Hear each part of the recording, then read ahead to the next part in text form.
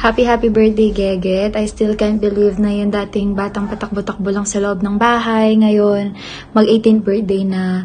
I pray na i-guide ka sa lahat ng gagawin mo and alam ko naman na may mga desisyon talaga tayo sa buhay na minsan hindi okay, pero alam ko naman na doon ka matututo and mas tatatag. I pray for your good health and happiness sa buhay mo. Kaya sana mas tatagan mo pa, mas enjoyin mo lang yung buhay estudyante mo, kasi pag nandito ka na sa buhay na nag-work, inshallah na lang talaga.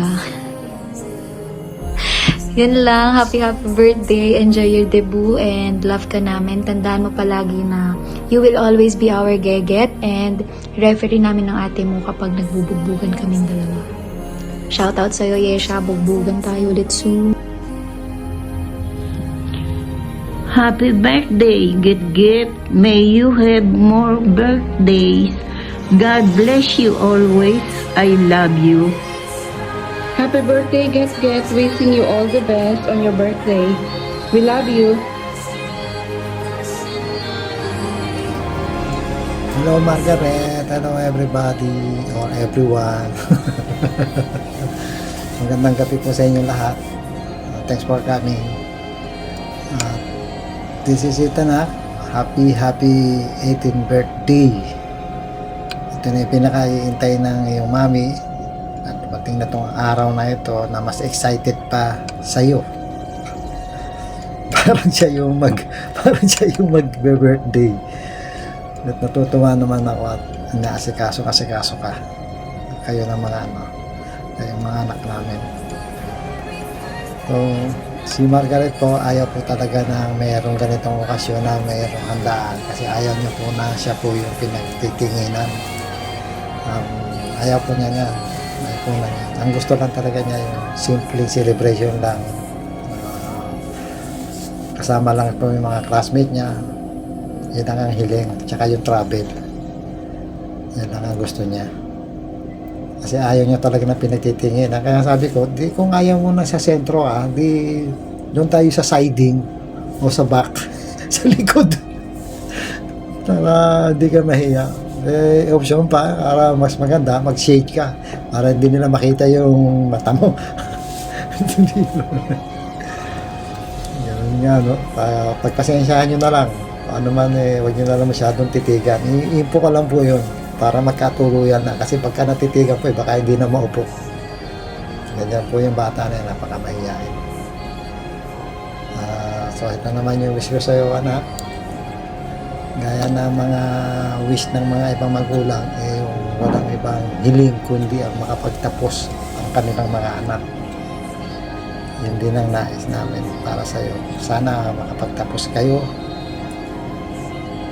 matutukan niyo yung pag-aaral niyo, huwag yung pababayaan. Yun lang, kapag tapos kayo. Kasi yun na lang naman talaga yung kaya namin iwanan sa inyo pagdating ng panahon. Yun lang ang pwede namin ipabaon sa inyo. Ang edukasyon, kasi yan yung talagang hindi makukuha ng iba. Hindi yan pwedeng palitan na kung sino man. Kasi nakapangalan sa inyo yan kung darating ang panahon na makapagtapos kayo. So, pa rin, huwag mong pababayaan yung pag-aaral. Pag-aaral naman, wala naman akong doubt na talagang, alam ko naman na matalino kayong dalawang magkapatid. Natutok sa pag-aaral. At ako yun nga yung pinagpapasalamat ko na nandiyan kayong dalawa. Laging nakikinig at hindi naman kayong naging pasaway sa amin. Yun yung pinagpapasalamat ko talaga. Na naging masunurin naman kayo sa magulang. So, continuous lang kung ano yung pangarap mo, ituloy-tuloy mo lang. Kung ano man yun, nandito lang kami ng mami mo. Laging nakasuporta sa inyo, nakaalalay. Hanggat kaya pa, may pagkakataon na igagapang pa namin kayo. Hanggat kaya, hanggat may pagkakataon, ipilitin talaga natin yan. Pagka hindi kaya, di call a friend, brother and sister, andyan naman yung mga kapatid ko. Alam mo naman, may mga backup tayo dyan.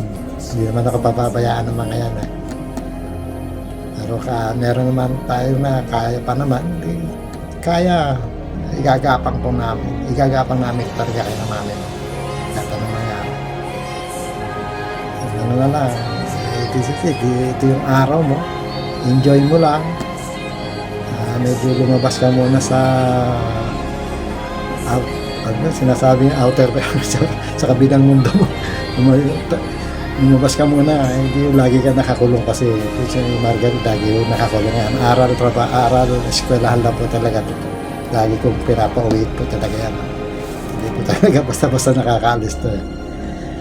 Pagka nakagraduate na kayo, kung ano man yung plano nyo, bahala ka na, basta sa amin lang na mami mo, makagraduate lang kayo, makapagtapos kayo kung ano man ang gusto nyo maging. Kung gusto mong maging, sundan mo yung yakap ko, gusto mong yapak ko, yung gusto mong maging artista, gusto mong maging artista. Pero wag yun, joke lang. Gusto mong dentista, o kung ano man yan, go lang. Basta susuporta namin kayo, alalay lang kami na mami mo. Kung ano yung pangarap nyo, kung ano yung makapagpapasaya sa hindi nyo makapagpapasaya sa amin. Kasi maganda talaga yung nakapagtapos. Yung sa mga, yun lang din ang lahat naman ng magulang, yun ang pangarap sa anak eh. Makapagtapos kayo para dumating man ang time na mag-iwa-hiwalay tayo, nasa maayos na kayo. Yan din yung ginawa ng magulang namin, ng lola mo sa aming magkakapatid. Naging maayos kayo. Yun lang, bago tayo mag-iwa-hiwalay. Love you, anak. Is it? Love you. Mahal na mahal ka namin ng mami mo.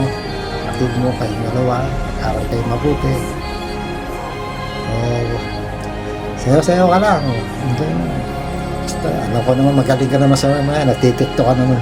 Yung ganun-ganun. Yeah, I love you. I love you, anak.